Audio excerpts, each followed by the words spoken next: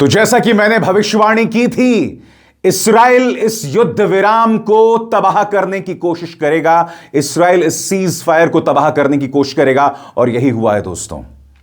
Lebanon में पिछले 12 घंटों में जो तबाही इस्राइल ने मचाई है, कुछ मीडिया रिपोर्ट्स के मुताबिक कम से कम 300 लोगों को मार दिया है, जबकि पाकिस्तान के प्रधानमंत्री शहबाज शरीफ के बयान में साफ तौर पर लेबनान का नाम लिखा गया है, यानी युद्ध विराम में लेबनान भी शामिल है। बावजूद इसके इस्राइल ने बर्बरता की तमाम हदों को पार कर दिया है। औरतों बच्चों को मार रहा है, पत्रकारों को मार रहा है। ईरान ने सख्त तेवर अपनाए हैं। ईरान ने इस्राइल को चेतावनी दी है कि ऐसे में इस युद्ध विराम के कोई मायने नहीं है। ईरान ने कहा है कि अगर लेबनान पर हमला करोगे तो हम इसका जवाब देंगे। दोस्तों, सबसे पहले मैं आपको बताना चाहता हूं किस तरह की बर्बरता जो है वो कर रहा है इस्राइल। सबसे पहले फुल स्क्रीन पर देखिएगा धमाके का वो मंजर। सदर्न लेबनान में एक मिसाइल आकर गिरता है और देखिएगा धमाका किस तरह से होता है।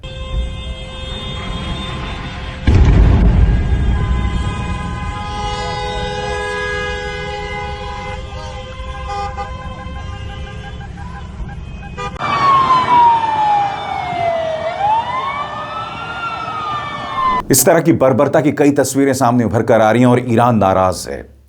ईरान कह रहा है कि ऐसे में इस युद्ध विराम के कोई मायने नहीं है, कोई मायने नहीं है जब आप लेबनान पर लगातार हमला करते रहेंगे। अब मैं आपको एक और वीडियो दिखाना चाहता हूं दोस्तों। ये लेबनान का स्काईलाइन है, सदर्न लेबनान, बेरूट का स्काईलाइन है। आप देख सकते हैं किस तरह से धमाके हो रहे हैं इस पूरे स्काईलाइन में। आप देख सकते हैं यह है इस्राइल की बर्बरता, वो इस्राइल जो इस युद्ध विराम को तोड़ देना चाहता है। शनिवार को बातचीत होने वाली है जिसमें जेडी वैंस इस्लामाबाद पहुंच रहे हैं और ईरान के साथ बातचीत करेंगे, जैरेड कुशनर और स्टीव विटकॉफ के साथ। मगर उससे पहले ही इस्राइल की शैतानी देखिए, इस्राइल के मंसूबे देखिए। वो इस युद्ध विराम को पहले ही फेल कर देना चाहता है और यही बात ईरान भी कह रहा है। मैं आपको बतलाना चाहता हूं ईरान ने इस मुद्दे पर सख्त तेवर अपनाए हैं। मगर सबसे पहले मैं आपका ध्यान खींचना चाहता हूं इन खबरों की तरफ। अल जजीरा की यह खबर, Iran says it will withdraw from the US ceasefire agreement if Israel continues to violated by attacking Lebanon. यानी कि साफ तौर पर ईरान ने कहा है कि हम इस युद्ध विराम से अपना हाथ खींच लेंगे। ईरानी संसद के स्पीकर मोहम्मद गालिबाफ ने क्या कहा है, यहां पर इस डिटेल्ड बयान में ईरान क्या चाहता है और ईरान क्या कर सकता है उन्होंने साफ कर दिया है। क्या कह रहे हैं गालिबाफ आपके स्क्रीन पर?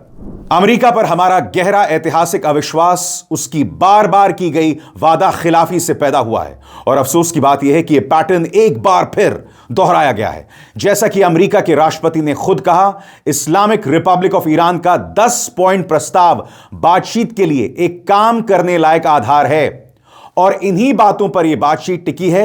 लेकिन अब तक इस प्रस्ताव की 3 शर्तों का उल्लंघन हो चुका है। अब वो कौन सी 3 शर्तें हैं जिसका जिक्र ईरान कर रहा है, एक एक करके आपके स्क्रीन पर आ रहा है। शर्त नंबर 1, पहले पॉइंट का पालन नहीं हुआ जिसमें लेबनान में युद्ध विराम की बात थी। वही बात जिसे प्रधानमंत्री शहबाज शरीफ ने भी साफ तौर पर कहा था कि हर जगह तुरंत युद्ध विराम होना चाहिए जिसमें लेबनान और दूसरे इलाके भी शामिल हैं। और मैं आपको बतलाना चाहता हूं दोस्तों, यह है प्रधानमंत्री शहबाज शरीफ का बयान और इसमें साफ तौर पर लेबनान का जिक्र है, जिसका जिक्र यहां पर ईरानी संसद के स्पीकर कर रहे हैं। दूसरा पॉइंट, एक घुसपैठ करने वाला ड्रोन ईरान के हवाई क्षेत्र में आया जिसे फार्स प्रांत के लार शहर में गिराया गया। यह साफ तौर पर उस शर्त का उल्लंघन है जिसमें ईरान के हवाई क्षेत्र में किसी भी तरह की घुसपैठ की मनाही थी। और तीसरा पहलू, ईरान के यूरेनियम संवर्धन के अधिकार को नकारा गया जबकि यह फ्रेमवर्क के 6ठे पॉइंट में शामिल था। अब यहां पर मोहम्मद गालिबाफ क्या कहते हैं, गौर फरमाएं। अब जिस काम करने लायक आधार पर बातचीत होनी थी उसी का खुलकर उल्लंघन कर दिया गया है, वो भी बातचीत शुरू होने से पहले ही। ऐसी स्थिति में 2 तरफा युद्ध विराम या बातचीत करना तर्क संगत नहीं है। बड़ा प्रश्न, कहीं ऐसा तो नहीं है कि ईरान इस्लामाबाद ही नहीं जाएगा? हालांकि अभी वक्त है, यानी कि 24 घंटे से ज्यादा का वक्त है इस्लामाबाद जाने को लेकर। मगर अगर आप इस आखिरी पंक्ति पर गौर करें, गालिबाफ साहब की, जहां वो कह रहे हैं ऐसी स्थिति में दो तरफा युद्ध विराम या बातचीत करना तर्क संगत नहीं होगा। यह अपने आप में बहुत कुछ कहता है। सबसे बड़ी बात दोस्तों, बेल्जियम, फ्रांस, स्पेन सब इस्राएल की आलोचना कर रहे हैं। और सबसे शॉकिंग, जिस तरह की हिंसा आप देख रहे हैं, जिस तरह की हिंसा इस्राएल कर रहा है, भारत खामोश है इस पर पूरी तरह से। क्या आप जानते हैं बेल्जियम के डेप्यूटी प्राइम मिनिस्टर लेबनान गए हुए थे और मिसाइल वो जहां रुके हुए थे उसके चंद मीटर दूर जाकर गिरता है, यानी कि इस्राएल ने लगभग बेल्जियम के डेप्यूटी प्राइम मिनिस्टर को मार दिया था।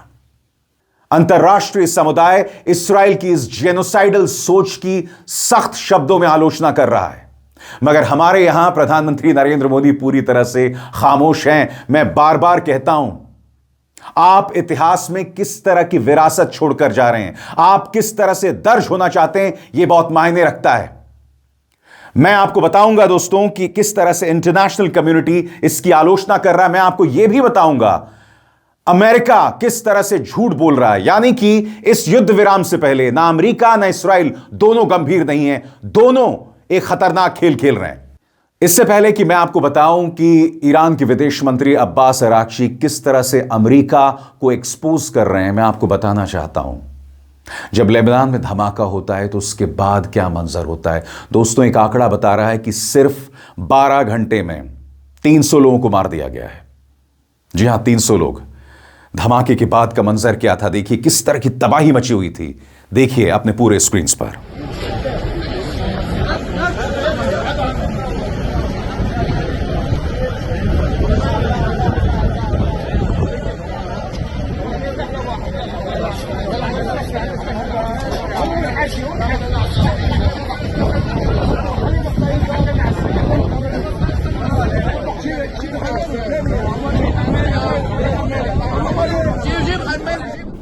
ऐसे में ईरान कह रहा है कि हम कैसे विश्वास करें अमेरिका पर।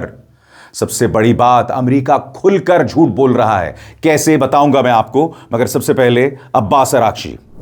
ईरान अमेरिका की युद्ध विराम की शर्तें बिल्कुल साफ हैं। अमेरिका को एक फैसला लेना होगा, या तो युद्ध विराम या फिर इस्राएल के जरिए जारी युद्ध। दोनों एक साथ नहीं चल सकते। दुनिया लेबनान में हो रही तबाही देख रही है। अब फैसला अमेरिका के हाथ में है और पूरी दुनिया देख रही है कि वो अपने वादों पर चलता है या नहीं। इससे पहले कि मैं आपको बताऊं दोस्तों कि अंतर्राष्ट्रीय समुदाय किस तरह से इस्राएल की आलोचना कर रहा है, किस तरह से हर गुजरते लम्हे के साथ इस्राएल एक टेरर स्टेट की तरह देखा जा रहा है, एक आतंकवादी देश की तरह देखा जा रहा है, मैं आपके सामने लाना चाहता हूं अमेरिका का दोगलापन। अमेरिका के उपराष्ट्रपति जेडी वैंस कह रहे हैं कि लेबनान तो उसका जिक्र ही नहीं था। सुनिए वो क्या कह रहे हैं। First of all, I know there's been some conversations between the Israelis and the leadership of our country today. I haven't been involved in that because I've been busy doing stuff in Hungary. I'm actually supposed to get an update when I get on the plane. But let me say a couple things. First of all, I actually think, and there's a lot of bad faith negotiation and a lot of bad faith, propaganda going on. I think this comes from a legitimate misunderstanding. I think the Iranians thought that the ceasefire included Lebanon, and it just didn't. We never made that promise. We never indicated that was going to be the case. What we said is that the ceasefire would be focused on Iran, and the ceasefire would be focused on America's allies, both Israel and the Gulf Arab states. Now, that said, the Israelis, as I understand it, again, I'm supposed to get a fuller report when I get on the plane, have actually offered to be, frankly, to check themselves a little bit in Lebanon because they want to make sure that our negotiation is successful. That's not because that is part of the ceasefire. I think that's the Israelis trying to set us up for success. स्वतंत्र और आजाद पत्रकारिता का समर्थन कीजिए, सच में मेरा साथी बनिए। बहुत आसान है दोस्तों, इस ज्वाइन बटन को दबाइए और आपके सामने आएंगे ये 3 विकल्प, इनमें से एक चुनिए और सच के इस सफर में मेरा साथी बनिए। तो ऐसे में अमेरिकी उपराष्ट्रपति से मेरा एक सवाल, गौर फरमाएं। मेरा सवाल, शहबाज शरीफ के बयान में साफ साफ लेबनान का जिक्र है और अब फाइनेंशियल टाइम्स ने रिपोर्ट किया है कि पाकिस्तान के जरिए करवाए गए युद्ध विराम का आइडिया ट्रंप की टीम से आया था। तो फिर यह गलतफहमी कैसे हुई? सीधी सी बात है, आपको याद होगा कि जब शहबाज शरीफ ने पहली बार बयान जारी किया था तो अमेरिका की तरफ से जो ड्राफ्ट आया था ना, शहबाज शरीफ ने वही ट्वीट कर दिया था। यानी कि शहबाज शरीफ अमेरिका का इस कदर पिछलग्गू है कि अमेरिका जो कहता है शहबाज वही करते हैं। यहां तक कि उन्होंने ड्राफ्ट भी ट्वीट कर दिया था। यह बात अलग है कि उसे बाद में डिलीट किया और फिर नया बयान जारी किया। तो जब शहबाज शरीफ कह रहे हैं कि लेबनान शामिल है, तो यह दोगलापन, यह दोहरा खेल अमेरिका क्यों खेल रहा है? दुनिया इसे देख रही है और इसकी सख्त शब्दों में आलोचना कर रही है। जैसे मैंने बताया दोस्तों, बेल्जियम के प्रधानमंत्री मरते मरते बचे, उनका बयान आपके स्क्रीन पर। आज मैं बेरूत आया हूं ताकि लेबनानी अधिकारियों को पूरा समर्थन दिखा सकूं और उन परिवारों के साथ अपनी गहरी एकजुटता जताऊं जो इस्राइल और हिजबुल्लाह के बीच चल रहे हिंसक संघर्ष से प्रभावित हुए हैं। अभी कुछ ही देर पहले मैं राष्ट्रपति आउन की सराहना कर रहा था कि उन्होंने इस्राइल के साथ युद्ध विराम के लिए आधिकारिक बातचीत शुरू करने की पेशकश की है। तभी इस्राइल ने बिना किसी चेतावनी के अब तक के सबसे बड़े हमलों में से एक कर दिया, जिसमें कथित तौर पर सैकड़ों आम लोग मारे गए। मैं अपनी टीम के साथ दूतावास में था, उस जगह से सिर्फ कुछ 100 मीटर दूर जहां मिसाइलें गिरी हैं। यह अब रुकना चाहिए।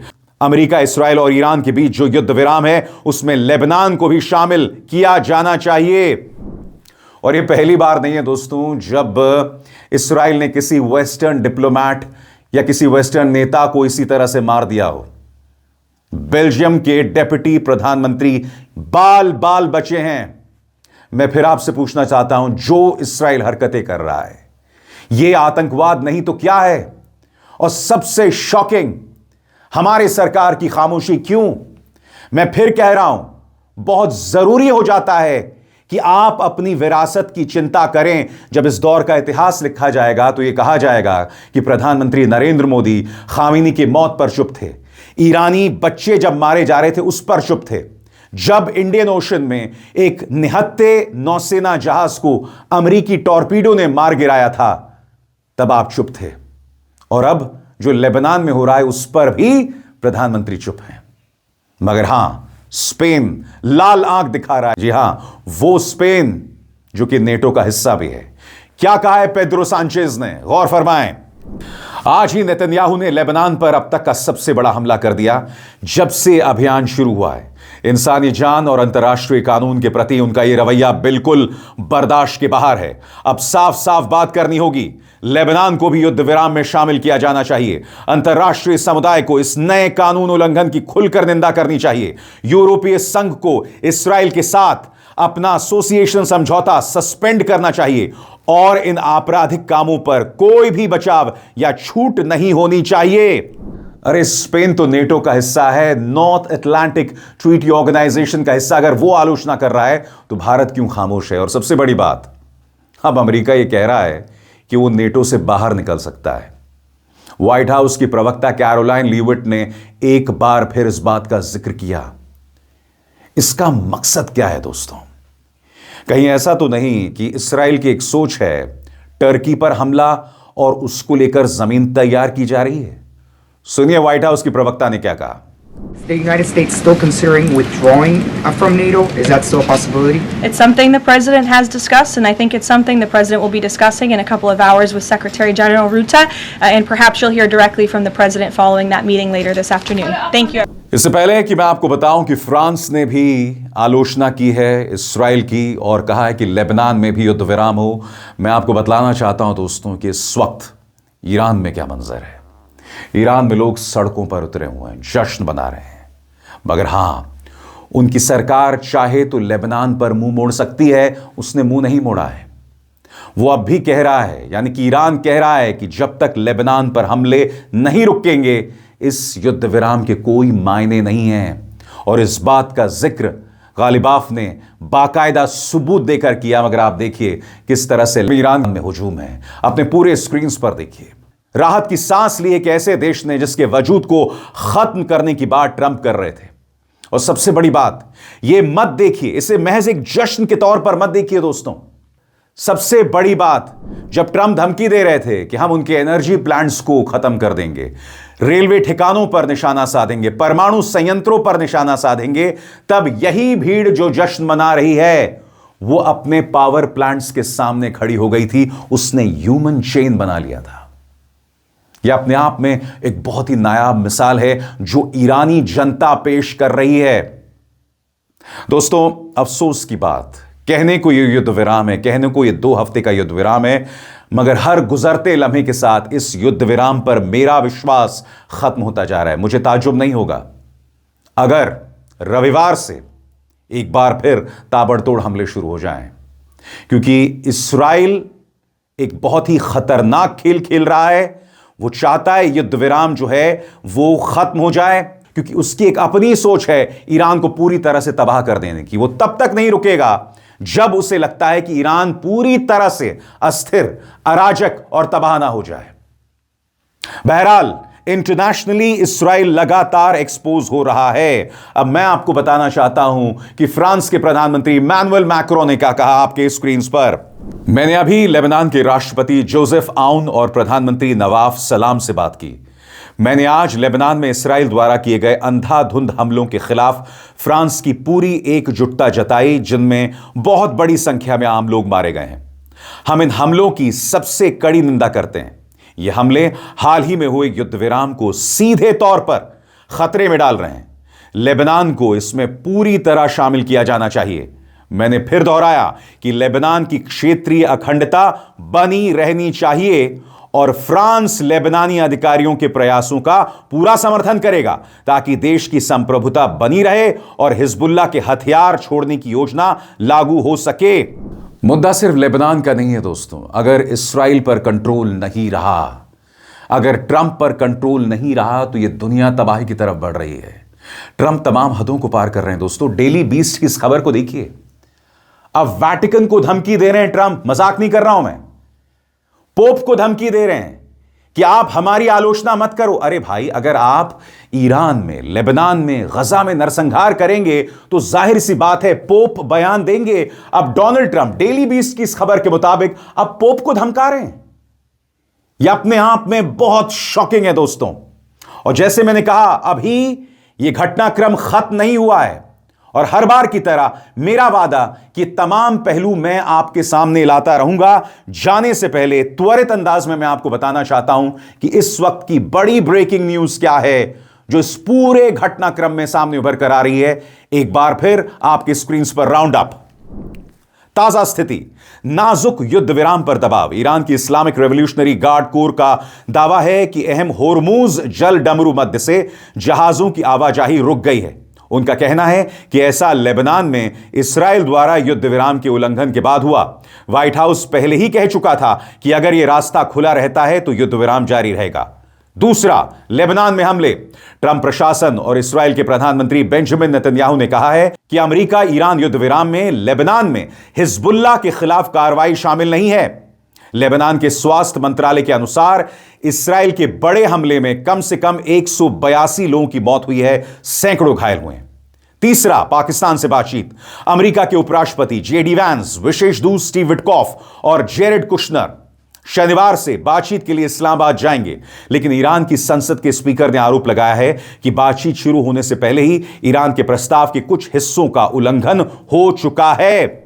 यानी कि मामला बहुत पेचीदा हो गया दोस्तों। और मैं उम्मीद करता हूं कि मेरे इस शो के जरिए मैंने आपके सामने तमाम पेचीदगियों को रखा और आगे भी रखता रहूंगा। अभिसार शर्मा को दीजिए इजाजत। नमस्कार।